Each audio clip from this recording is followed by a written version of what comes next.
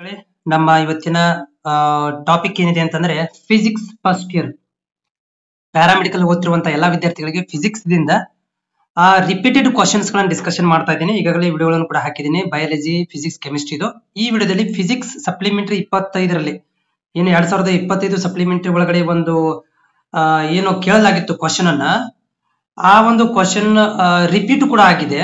So unit and explain its types. Unit ಅಂದ್ರೆ ಏನು, unit types explain ಮಾಡಿ ಅಂತ ಕ್ವಶನ್ ಕೇಳಿರೋದು. 3 ಮಾರ್ಕ್ಸ್ ಇದೆ. ಇದು ನಾವು ತುಂಬಾ ಏನಪ್ಪಾ ಅಂದ್ರೆ ಡೀಟೇಲ್ಸ್ ಆಗಿ ಬರ್ದಿರೋದ್ರಿಂದ ಸ್ವಲ್ಪ ದೊಡ್ಡದ ಅನಿಸ್ತಾ ಇದೆ. ಅದನ್ನ ನೀವು ಲೆಂದಿಯಾಗಿ ಬರ್ಕೊಂಡ್ಬಿಟ್ರೆ ಶಾರ್ಟ್ ಆಗುತ್ತೆ. ಸೊ ಇಲ್ಲಿ ಯೂನಿಟ್ ಅಂದ್ರೆ ಏನು? Unit is a standard measurement use to quantity a physical quantity, quantify a physical quantity ಅಂದ್ರೆ. ಸೊ ಯೂನಿಟ್ ಅನ್ನೋದು ಒಂದು ಏನಂದ್ರೆ ಒಂದು ಸ್ಟ್ಯಾಂಡರ್ಡ್ ಮೆಜರ್ಮೆಂಟ್. ಇದನ್ನ ನಾವು ಕ್ವಾಂಟಿಫೈ ಮಾಡ್ಲಿಕ್ಕೆ, ಅಳಿಲಿಕ್ಕೆ, ಫಿಸಿಕಲ್ ಕ್ವಾಂಟಿಟಿಗಳನ್ನ ಅಳಿಲಿಕ್ಕೆ ಯೂಸ್ ಮಾಡುವಂತ ಒಂದು ಸ್ಟ್ಯಾಂಡರ್ಡ್ ಯೂನಿಟ್ ಆಗಿದೆ.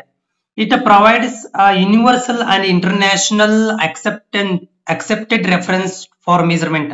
ಅಂದ್ರೆ ಇದು ಹೇಗೆ ಯೂನಿಟ್ ಹೇಗಿದೆಪ್ಪ ಅಂದ್ರ ಇಡೀ ಜಗತ್ತಿನ ತುಂಬಾ ಇದನ್ನ ಅಕ್ಸೆಪ್ಟ್ ಮಾಡ್ಕೋಬೇಕು. ನಾವು ಚೈನಾಗ್ ಹೋದ್ರು ಕೆಜಿ ಅಂತೀವಿ, ಜಪಾನ್ ಹೋದ್ರು ಕೆಜಿ ಅಂತೀವಿ, ಅಮೆರಿಕ ಹೋದ್ರು ಕೂಡ ಕೆಜಿ ಅಂತೀವಿ. ಯಾಕಂತಂದ್ರೆ ಇದು universal and international accepted reference measurement ಅಂತ ಕರಿತೀವಿ. ಇದರಿಂದ ಏನಾಗುತ್ತೆ ಅಂದ್ರೆ allowing for consistent communication and comparison result. ಇದರಿಂದ ನಮಗೆ ಕಮ್ಯುನಿಕೇಶನ್ ಮಾಡ್ಕೊಳ್ಳಿಕ್ಕೆ ಅಥವಾ ರಿಸಲ್ಟ್ ಗಳನ್ನ ಅಕ್ಯುರೇಟ್ ಆಗಿ ಪಡ್ಕೊಳ್ಳಿಕ್ಕೆ ಸಹಾಯಕಾರಿಯಾಗಿದೆ ಈ ಯೂನಿಟ್ ಇಂದ. ಈ ಯೂನಿಟ್ ಒಳಗಡೆ 2 ಟೈಪ್ಸ್ ಅದಾವ್ರಿ, 2 ಟೈಪ್ಸ್. ಒಂದು ಫಂಡಮೆಂಟಲ್, ಇನ್ನೊಂದು ಡಿರೈವ್ಡ್ ಯೂನಿಟ್ ಅಂತ ಕರಿತೀವಿ. ಓಕೆ, ಸೊ ಫಂಡಮೆಂಟಲ್ ಮತ್ತು derived unit 2 types of the unit ಗಳು ಇದಾವ್ರಿ. ಇಲ್ಲಿ ಫಂಡಮೆಂಟಲ್ ಯೂನಿಟ್ ಅಂದ್ರೆ ಏನು, ಇದಕ್ಕೆ ಇನ್ನೊಂದು ಹೆಸರು ದೀಸ್ ಆರ್ ಬೇಸಿಕ್ ಯೂನಿಟ್ ಕೂಡ ಅಂತ ಕರಿತೀವಿ. ಇದು ಇಂಡಿಪೆಂಡೆಂಟ್ ಯೂನಿಟ್ಸ್ ಆಫ್ ಮೆಜರ್ಮೆಂಟ್.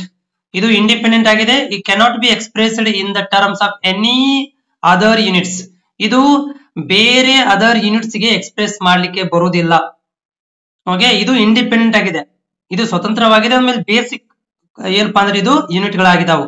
ಇದರಲ್ಲಿ 7 ಟೈಪ್ ಆದಂತ 7 ಫಂಡಮೆಂಟಲ್ ಯೂನಿಟ್ಸ್ ಅದಾವ್ರಿ. SI ಯೂನಿಟ್ಸ್ ಅದಾವು.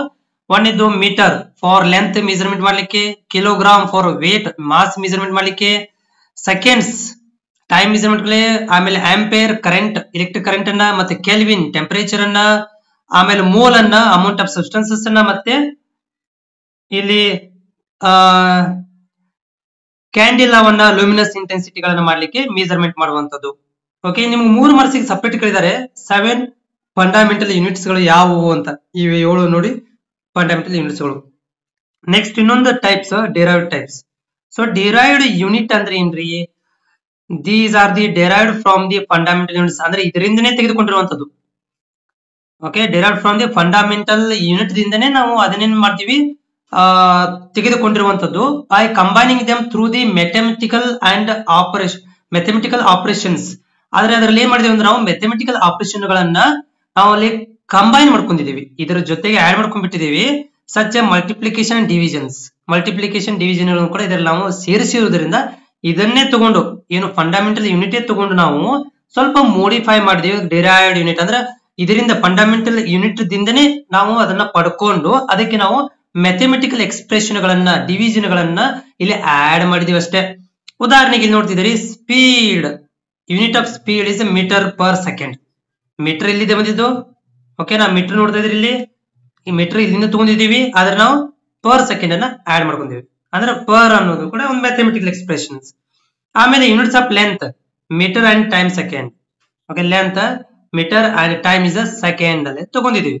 ಉದಾಹರಣೆಗೆ ನೋಡ್ತಿದ್ರಿ, units of force newton which is equal to okay kilogram per second ಕೂಡ ಯೂಸ್ ಮಾಡ್ಕೊಂತ ಇದೀವಿ. ಪರ್ ಅಂತ ಯೂಸ್ ಮಾಡಿದ್ರೆ ಇದು ಮ್ಯಾಥಮೆಟಿಕಲ್ ಎಕ್ಸ್ಪ್ರೆಷನ್ಸ್, ಡಿವಿಷನ್ಸ್ ಅಂತ ನಾವು ಇಲ್ಲಿ ಅದನ್ನ ಆಡ್ ಮಾಡ್ಕೊಂಡಿದ್ದೀವಿ. ಇದು ಏನಪ್ಪಾ ಅಂದ್ರೆ 3 ಮಾರ್ಕ್ಸ್ ಬರುವಂತ ಕ್ವಶನ್.